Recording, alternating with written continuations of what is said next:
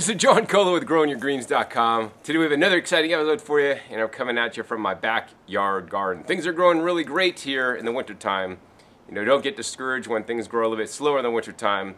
Just be aware there's less light and actually less temperature, which means the soil microbes and the plants are not working at full steam ahead like the springtime when it's warmer out and things start happening a lot faster. In any case, this is an update episode. As you guys can see behind me, you got like 6 raised beds, like all the way down. They're 4-foot circular. This one had like dinosaur kale and different kinds of kale and collard greens. Let's see, the next one's got some dandelions. The next one's got some parsley and cilantro. The other one has actually mostly parsley and cilantro. And this guy has like bok choy and pak choy and vitamin green. And then this guy has like lettuce, arugula, celery, and some Brussels sprout kale mixture. But anyways, the reason for this episode is because all these beds, except for one, were intentionally planted by me personally. So guess which one was not intentionally planted by me? Well, I don't even got to give you guys that much time because you guys probably know the dandelion, man. They grow like weeds. In fact, they are a weed. They may be inhabiting your front lawn, your back lawn, if you still have one. And if you have one, I encourage you guys to pull out the lawn and plant some weeds, dandelion or other edible foods that you guys can eat. So yeah, let me go ahead and take you back to the dandelions and share with you guys a story of how the dandelions got there, and more importantly, what I'm going to do with them and what you should do with your dandelions. So now, as you guys can see, we're looking at my dandelion bed, and it's right here, and you're probably thinking, John, that looks pretty messed up, man.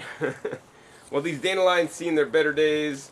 They got some kind of disease. I don't know exactly what kind of disease, maybe rust or something, but they don't look too good. You could still eat these guys, but if I got other greens in my garden that look way better than this, I'm not necessarily going to waste my time with dandelions.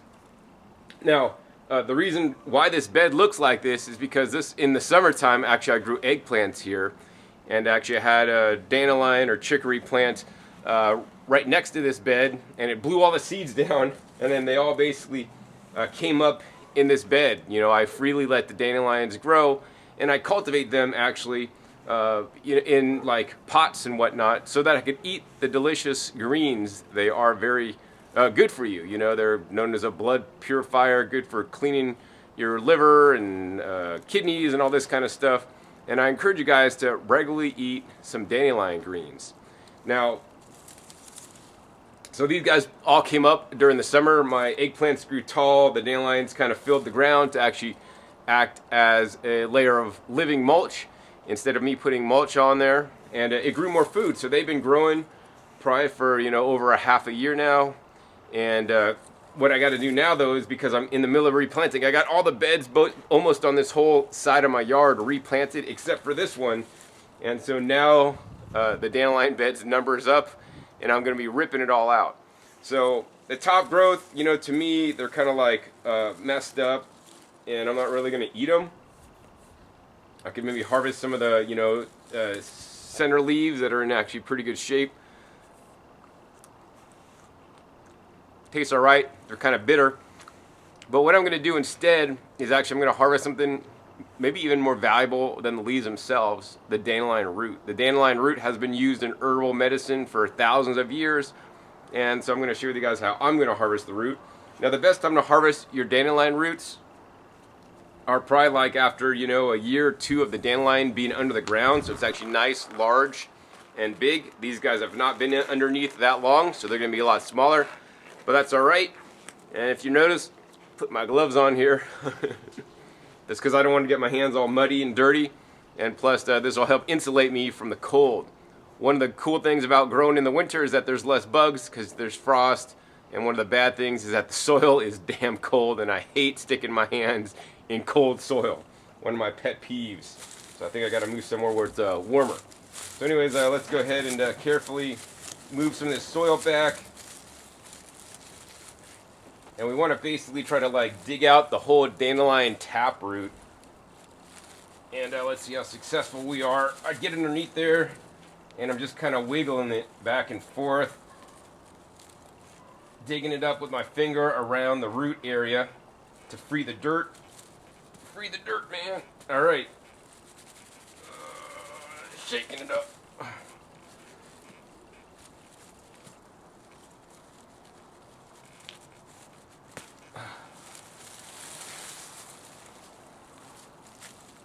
All right, there you guys can see. Got some dandelion roots. So yeah, they're like small, maybe like 2.5 inches. This one's maybe 3 inches. I kind of broke them off when they got a little bit thinner, but that's all right because I just want the main quote-unquote meat that's right at the top. I think I'm going to go ahead and harvest a bunch more, and then we'll come back at you and show what I'm going to do with them to get the nutrition out of those dandelion roots into me.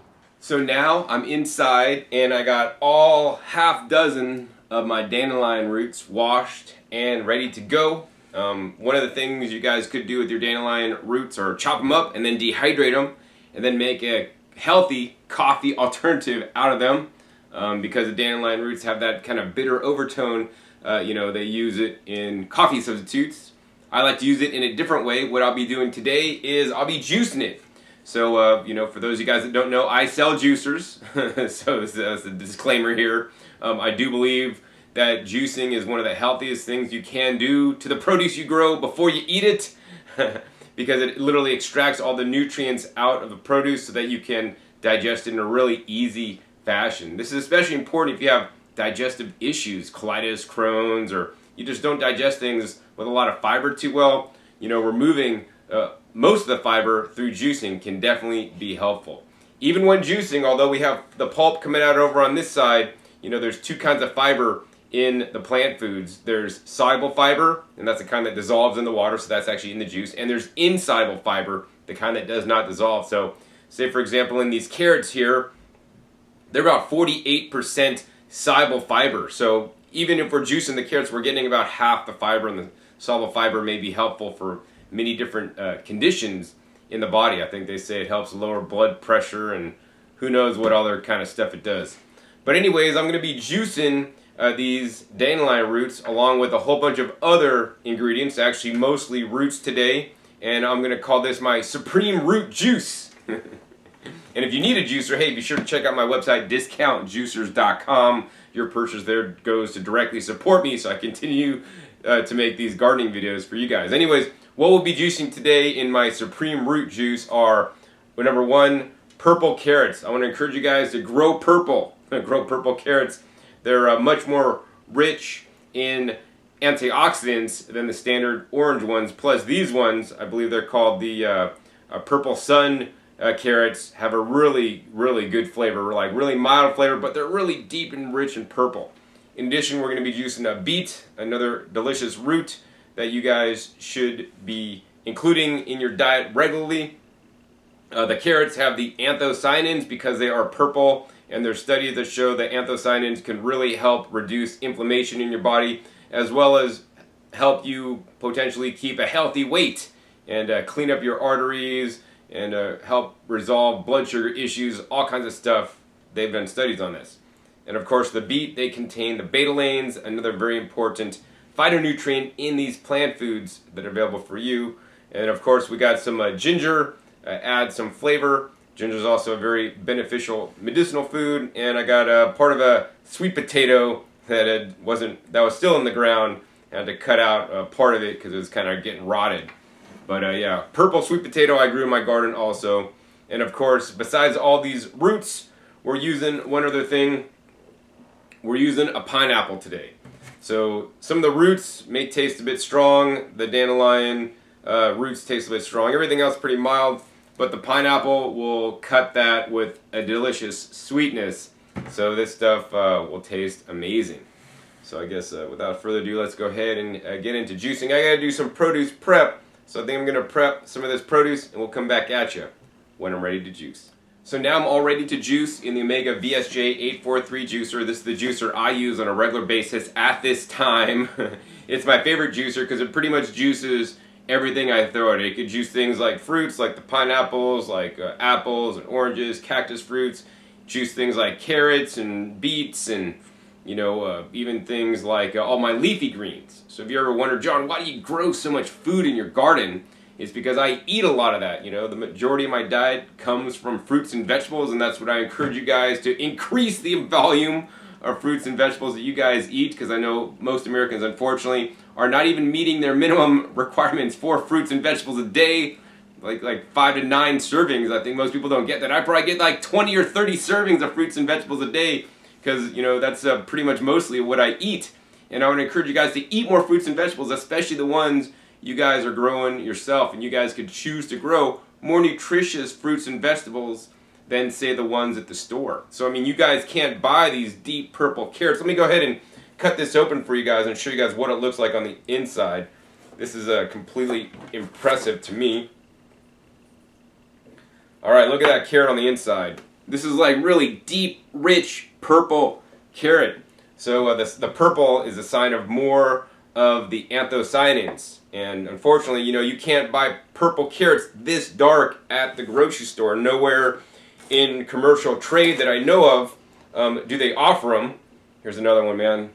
I mean, I thought my girlfriend was sexy, man, but these purple carrots, these are sexy to me. They look so, they get me excited, man, these purple carrots. So you guys should grow them too.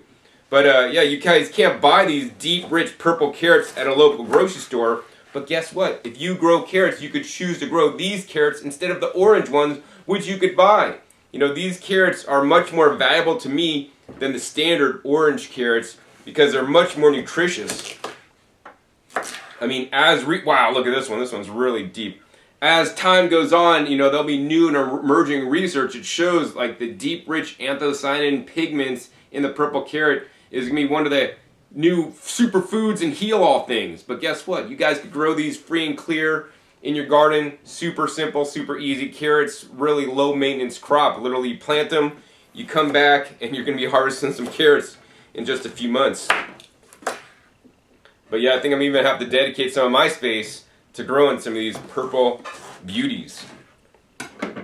But yeah, anyways, when you're juicing these guys, you guys get to extract all the liquid nutrition out of the produce in its raw and natural state. So you're going to keep the enzymes, you're going to keep the most amount of phytonutrients and phytochemicals when you're juicing it and using your vegetables in a raw state. And that's what I encourage you guys to do as much as you guys can, you know.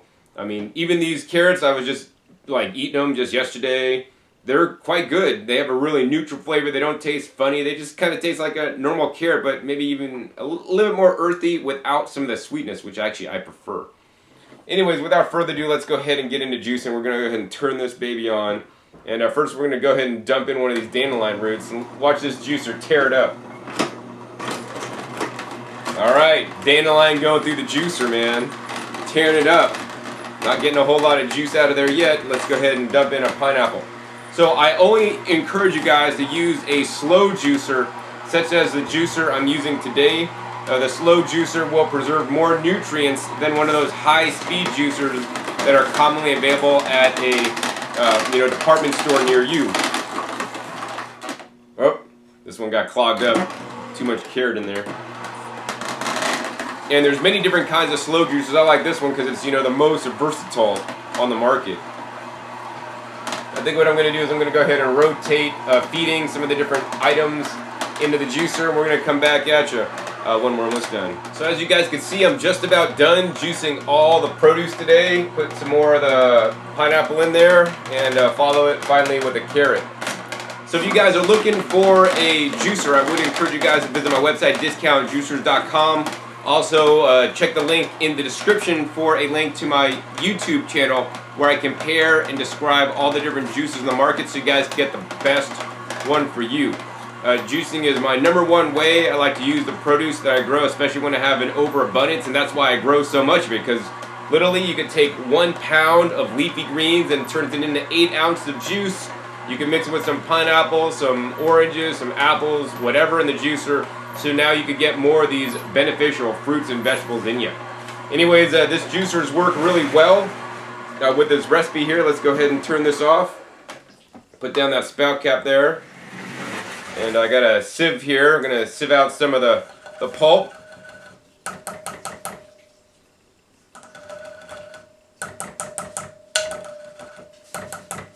Alright. Now we got our juice here. We're going to go ahead and pour this on up for you guys, show you guys what it looks like. Look at this rich, deep color. Wow, that's impressive, man. Whoever thought dandelion juice could look so good? Well, it's mostly purple carrots with pineapple. Let's go ahead and taste it up.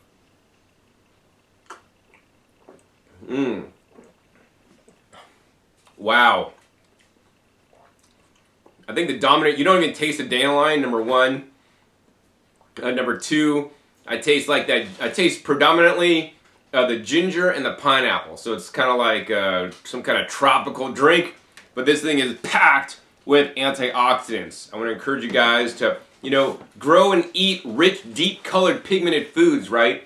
You guys know that the white foods, white flour, white sugar, white rice, all these processed foods are not good for you. They contain very low levels of phytonutrients and phytochemicals and high calories. These are the foods, in my opinion, that are making people sick, and we want to stick to more whole foods, you know, that are minimally processed, you know, especially processing it at home ourselves. And, you know, you guys could do that because you guys are gardeners and are growing your own food. So make the choice to grow the, you know, red cabbage instead of the green cabbage, the purple carrots instead of the, you know, orange carrots, the deep, rich red peppers instead of the green peppers, you know, those indigo rose tomatoes. There's so many different, red kale instead of green kale, you know, red chard instead of standard green chard. You know, of course, I like to grow a variety, but I really have been dominating, especially in the wintertime, some of my lettuces. I'm growing pretty much, the majority of the lettuces I'm growing this season are the red lettuces because they are so much more beneficial in the phytonutrients, which basically keeps aging at bay and can help you, you know, get rid of and heal from diseases from the research I've seen. Anyways, if you guys enjoyed this episode, how I use my dandelion roots to make a juice, be sure to give me a thumbs up and let me know. I'll be sure to do more videos in the future on how I use some of the produce that I grow in my backyard garden, because I mean, pretty much when I go to eat dinner at night, I'm like, okay, what do I got in the garden? How can I incorporate that into my meals? Even if it's not entirely out of my garden, you know, I always have something every day that's coming out of my garden that's going into me so I can have the highest level of nutrition. And hopefully I can be healthier because of it. And hopefully you guys have learned something as well. So also be sure to click that subscribe button right down below so you don't miss out on any of my new and upcoming episodes I have coming out about every 3 to 4 days. And be sure to check my past episodes. My past episodes are a wealth of knowledge. Over 1,200 videos now on this YouTube channel dedicated to teaching you guys how to grow your own food. And then, of course, a handful of videos on how I actually use my food to get more nutrition into me so I could be healthy. And also, be sure to share this video with somebody that you think would like it. They could learn how to use their dandelion roots without even tasting them. All right, I'm going to go ahead and finish the rest of my lunch today. So once again, my name is John Kohler with GrowingYourGreens.com. We'll see you next time. Until then, remember, keep on growing.